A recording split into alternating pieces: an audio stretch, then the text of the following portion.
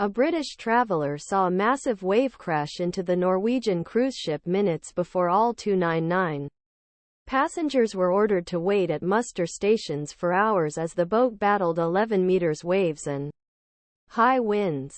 Other passengers reported that the officer who raised the emergency alarm was completely soaked. It was a big ocean with big waves. As you would expect with any storm up to that point. I think it's fair to say everyone is pretty scared. Passengers had been told several days in advance that a storm was approaching in the North Sea and we would attempt to return to the UK before that.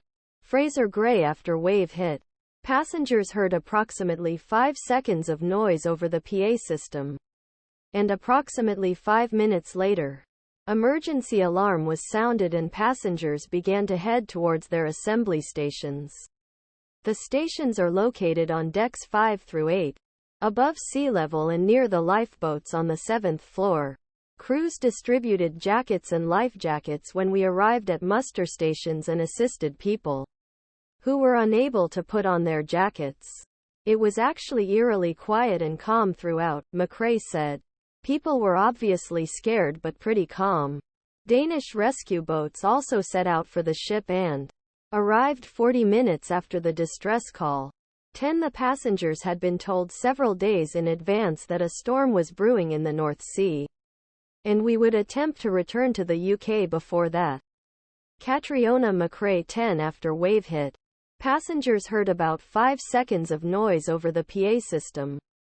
And about 5 minutes later emergency alarm went off and passengers began moving towards their assembly stations. Catriona McRae. 10 stations are located on decks 5 through 8, above sea level and near the lifeboats on the 7th floor.